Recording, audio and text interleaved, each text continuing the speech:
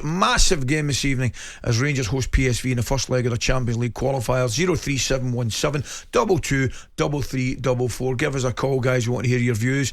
And already this morning somebody's called us, and it's Mal, who's a Rangers fan. Mal, a very good morning to you. Top of the morning to you, Ali. How you doing, Andy? You good? Yes, Mal, very good. We're in top form, Mal. What are you thinking about this game tonight?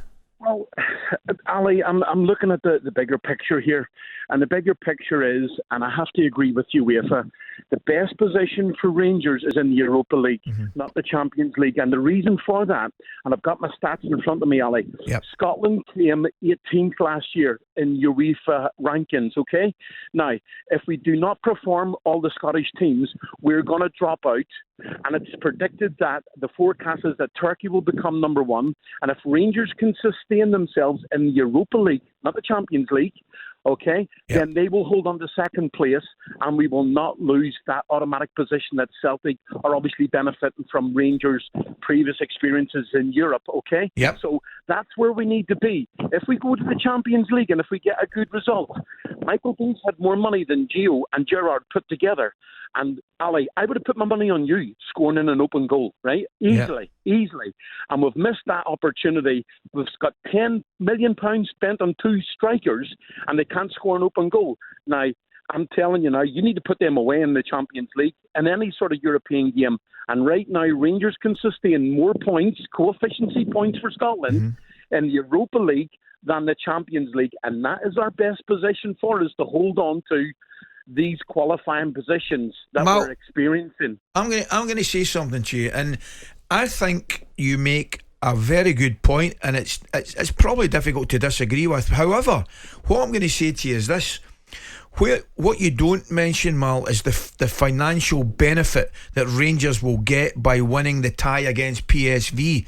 That financial benefit of the money of qualifying for the Champions League surely will help the club moving forward. Well, you would have thought that, and I would have thought that when obviously we were in against Frankfurt in Seville, because what happened, and you know rightly, that whenever we done that great successful season, all those who had bought into whatever shares they had bought into and helped Rangers get to that position, Gio was given a team. There was no spending involved. You've won it, so go ahead and do it. There was no great positives that I could see to take that team further into Europe again. We did go into Europe. We did go to the Champions League. And what happened?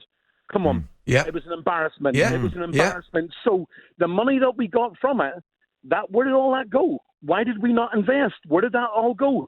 So there's the consequences there that is followed on from now where we are. Michael Beale's trying to gel a team together with, obviously he's had more money than Gio and Gerrard put together. But where are we going? We're not going anywhere, because that final third needs to be tip-top, Ali, and it isn't. And that was with more money than Gio and Gerrard, and we're not getting it right. And we got it right 2 seasons ago by going to the Europa League final.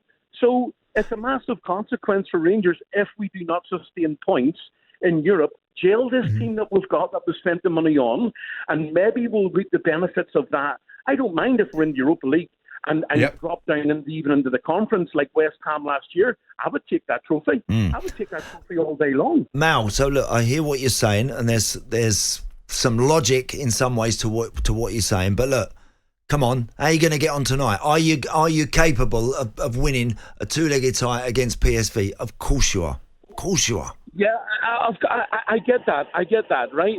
So I would rather have into the Champions League up against 3 top clubs that we know that we're not going to win anything.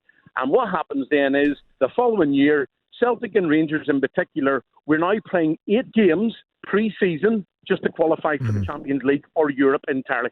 8 games on top of before that even starts.